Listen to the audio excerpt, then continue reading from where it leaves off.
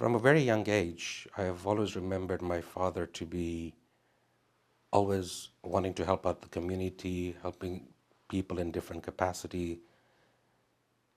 He has, one of the things that he had, what I remember him doing is taking Hujjaj on a regular basis from Dubai on the road trip to Hajj, because back then there was no proper facilities.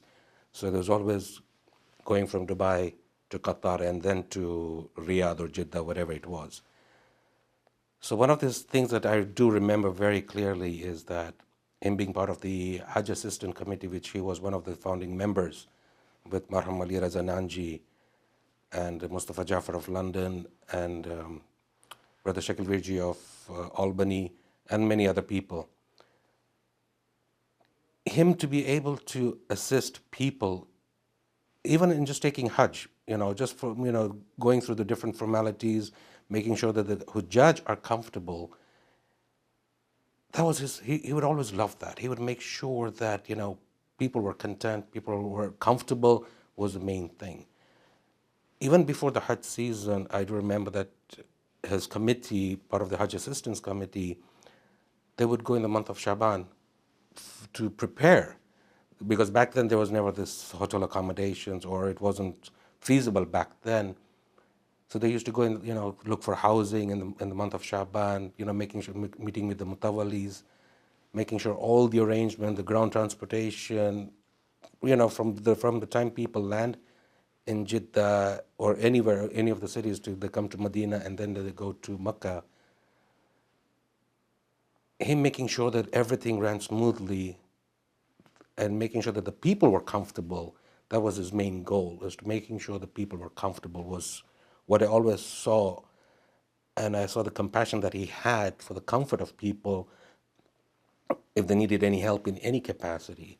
So I remember him going on a regular Hajj trips, until the point of his last year, stage of his life where he was very ill as well. But he made sure that he went for Hajj and took the Hujjaj with him.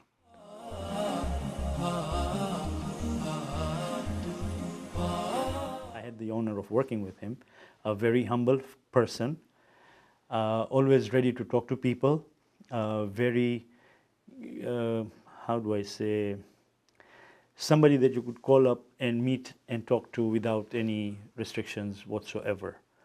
Down to earth, very forward in helping out wherever he can, and a lot of compassion in him. Marhum had a lot of compassion for people, and he would hear everybody out. It didn't matter what the situation was. Or in terms of helping others, there are things that one thing that, he would converse with me about some of the people that he had helped, but as they would say, it's better, charity to give with one hand where the other hand does not know. I did not find out about a lot of other people that he had helped during his lifetime until after his death. There were people who would come up to me and tell me, you are Hussein Satwa's son, and Satwa, because my dad was the first family that moved into the locality of Satwa within Dubai, which is where the Satwa Imam Barga is right now. To Hussein Satwa no chokro cho. And I said, yeah, that did mane bo help kairach. I said, I don't know you, uncle or brother. I'm sorry, dad has never mentioned. I said, that is what your dad was like. He would help, but make sure that not other people would not know. So even a lot of things that he did, in helping humanity, was always not wanting to show to the next person that, look, I'm helping this guy. I found a lot about him was after his passing away. And that touched our family's heart tremendously. I mean, knowing that, our father did this behind closed doors without anybody knowing, it was just amazing to know the kind of a person that he was.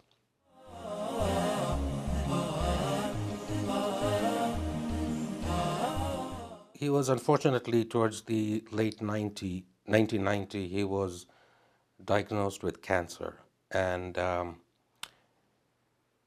he came to the United States, I think it was, it was in the late 1990s, and he came to Minneapolis where he had the first, he had the surgery first, the removing of the cancer lump.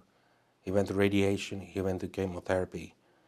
He went back to Dubai, but then he wanted to be close to family. He wanted to, because my brother was in the United States, myself, my sister in Canada, in North America. So he wanted to be closer towards where his family was. So that's when he decided to move to the United States. Minneapolis wasn't, because of the cold weather there, the cold wasn't his cup of tea. So that's when he decided to make Orlando his home.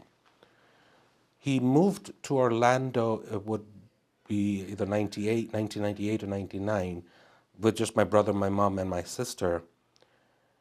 And at that time, the Orlando community was was a brand new community at that point, I would say, because there were a lot of people still migrating from the different parts, especially from the north and all that. So Orlando was a very young, very small community. And he thought, because of his experience that he has had as being a president of Dubai Jamaat, being the vice president of Dubai Jamaat, he could use his expertise in, in helping the Orlando community grow. We happened to meet here, and at that time I was the mukhi of the current team under Marhum Mehboob Manji. And Marhum Husseinbhai had shown aspiration of running for presidency. And Marhum Mehboob's term was coming to an end, so Marhum Husseinali Yusufali took up the helm of HIC. HIC at the time was going through a very challenging time because the community was just starting to grow and grow in numbers, meaning there were quite a few number of families per month moving in. So the challenges were very, very different.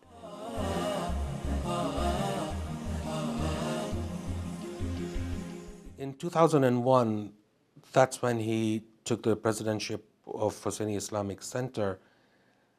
And at that time, again, as mentioning, there were a lot of people still migrating to Orlando.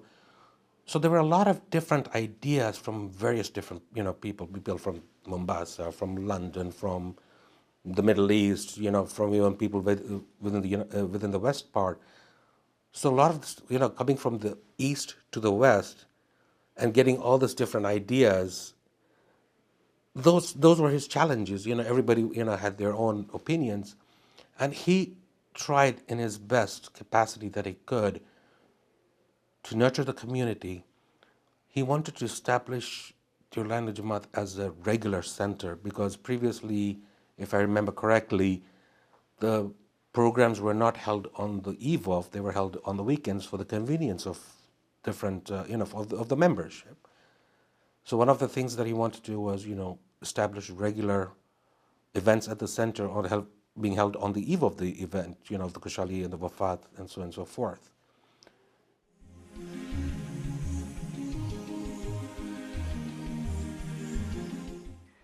And therefore, his focus mainly was on speakers. He was very keen or strong on bringing in good speakers during Muharram, and he was the one who started bringing outside lecturers from outside the U.S. first for Muharram, Safar, and Mahe Ramadan.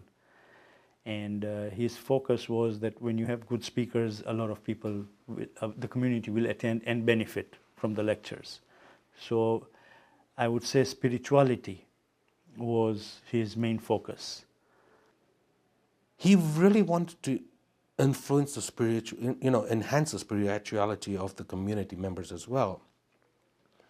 So if I'm not mistaken, I believe he was one of the first, people, or in terms of during his presidentship, that the outside speakers were called in.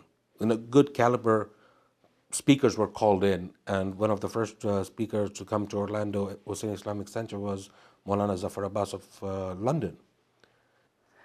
One of the impacts that this community got from Marhum Husseinali Yusufali was that we realized that it is doable to bring in lecturers from outside the US, because until that time we were always scared of applying for visas for guest lecturers from abroad who are good speakers, and he is the one who broke the ice and made it very simple. And we don't know how and what resources he had or used, but from that point onwards, Orlando became well known worldwide because a lot of lecturers from outside the United States started converging into Orlando during Muharram, Safar, Mahr Ramadan, and that includes Mulyanis as well.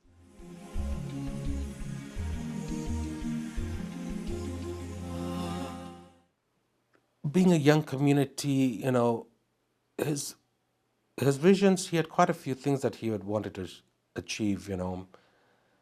Madrasa was still young at that point as well. And back at the old center, the kids were sitting on the floor. They did not have proper classrooms. So he hoped that one day that he would be able to achieve a proper madrasa, with kids in classrooms and on sitting on desks and chairs rather than sitting on the floor. It's not comfortable to sit for hours on the floor. And then the other thing was the next class, there was no partition, there was no separation, there was only separation by a gap. So there was always disturbance from the class nearby you. So he always hoped that he would be able to get the kids in proper classrooms. At that time, the center also was, new. So one of the things that I remember that he had achieved was to, redo the parking lot outside. So, people could come in comfort and be able to park properly, have a proper, it wasn't asphalt driveway, but at least be able to come in, proper leveled dirt road. So they could come in, park their cars, then go inside the mosque. His vision was to even establish, at least Maghribain Salat on a regular basis. And if I'm not mistaken, he may have been able to achieve that as well. One of the goals that I know he had, and unfortunately, because of his health, because of, circumstances and timing, he wasn't able to achieve, was to convert the annex.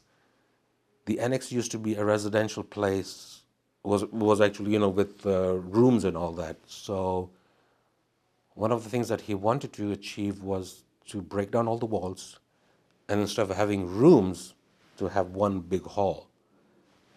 And that unfortunately happened after his presidency, and he had the honor of being part of the opening ceremony for that.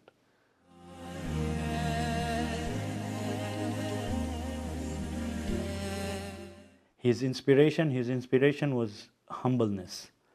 Being a leader and his humbleness, he was always he was very humble with people.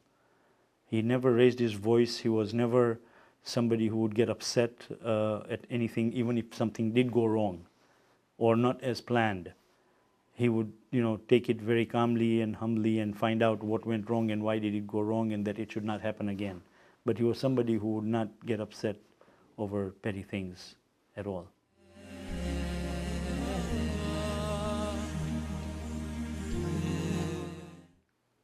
The last year before he passed away, the last Hajj, he wasn't even feeling too well, but he was determined, no, I have to take the Hajj. And that was something that he loved to do, helping people. I may not be able to be a president at any point because, that's big shoes. Those are big shoes that, I don't want to fill at any point. But one of the things what he had always taught me was that when you want to serve without sugar coating. It's serve with your heart, serve with a passion. And and one of the things that he also did, in fact, I was talking to Sister Siddiqa Manji just yesterday, and she said, you know what, my dad would always tell them, serve with an open heart, serve with a passion, serve without any motives, anything, because at the end of the day, you're not going to get any results from here. It's only going to be from the Almighty Lord. At the end, I'd like to request Surah Fatiha for my father, Marhum Husseinali Yusufali, and Kul Arwah al-Mu'minin wal-Mu'minat.